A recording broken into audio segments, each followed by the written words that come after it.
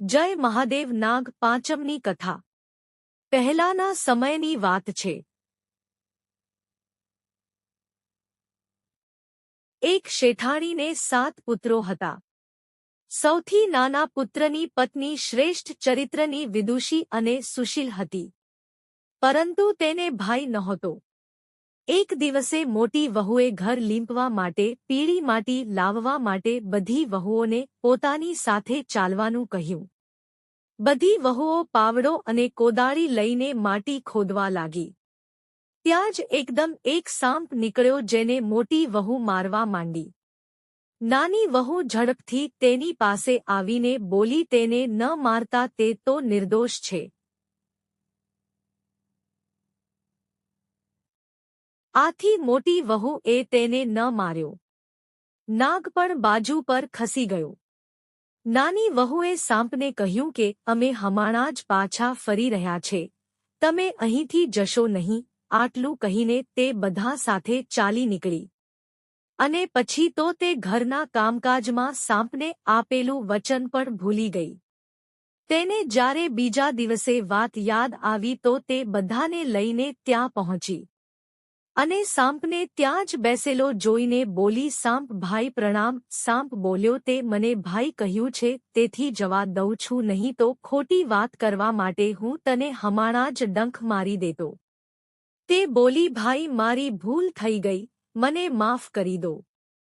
ત્યારે સાંપ બોલ્યો, સારું, આજથી તું મારી બહેન છે અને હું તારો ભાઈ છું, તને જે માંગવું હોય તે માંગી લે. તે બોલી, ભાઈ મારું કોઈ નથી, સારું થયું કે તમે મારા ભાઈ બની ગયા. થોડાક દિવસો વીત્યા પછી સાંપ માણસનું રૂપ લઈને આવી ગયો અને બોલ્યો કે મારી બહેનને મોકલી આપો. બધાએ કહ્યું કે આનો તો કોઈ ભાઈ નથી. તો તે બોલ્યો, હું તેનો દૂરનો ભાઈ છું. બાળપણથી જ હું બહાર જતો રહ્યો હતો. તેની વાત પર ભરોસો કરી ઘરના લોકોએ તેને મોકલી આપી. તેણે રસ્તામાં કહ્યું કે હું તે જ સાંપ છું, એટલે તું ગભરાઈશ નહીં. જ્યાં તને ચાલવામાં મુશ્કેલી પડે ત્યાં મારી પૂંછડી પકડી લેજે. તેણે સાંપના કહ્યા પ્રમાણે કર્યું અને થોડીવારમાં જ તેઓ સાંપના ઘરે પહોંચી ગયા. ત્યાંનું ધનૈશ્વર્ય જોઈને તે ચકિત થઈ ગઈ. એક દિવસે સાંપની માતાએ તેને કહ્યું, હું એક કામથી બહાર જઈ રહી છું, તું તારા ભાઈને ઠંડુ દૂધ પીવડાવી દેજે.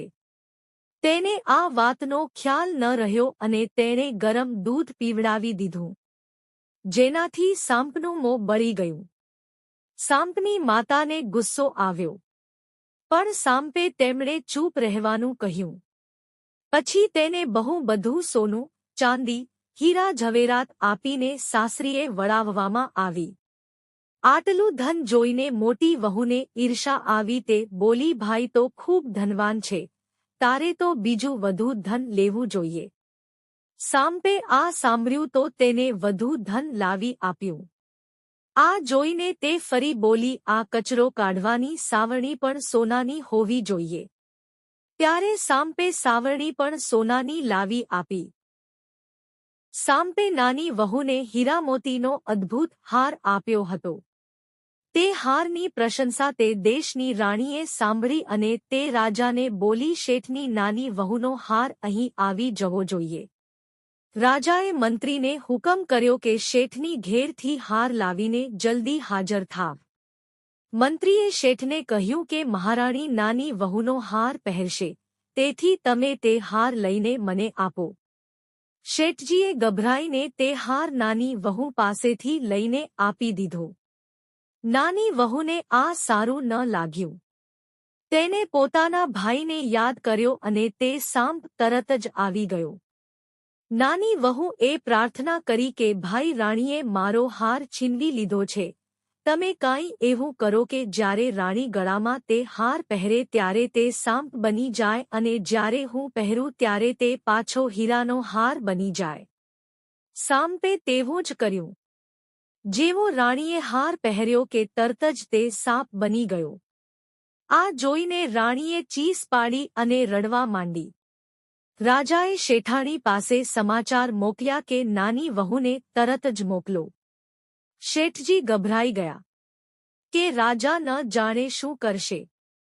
તે પોતે નાની વહુને લઈને રાજા સામે હાજર થયા.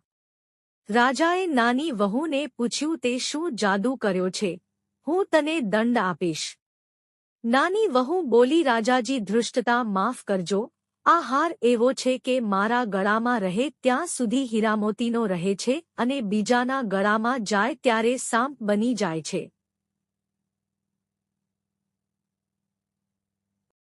આ સાંભળી રાજાએ તેને તે સાંપ બનેલો હાર આપ્યો અને કહ્યું કે હમણાં જ પહેરી બતાવ.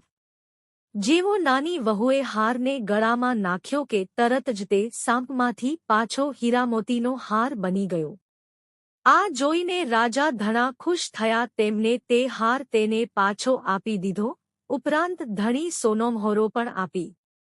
તે બધું લઈને નાની વહુ ઘરે આવી.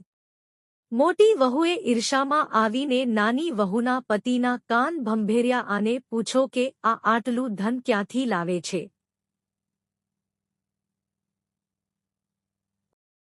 પતિએ નાની વહુને કહ્યું, સાચું બોલ કે તને આ ધન કોણ આપે છે? નાની વહુએ તરત જ સાંપને યાદ કર્યો.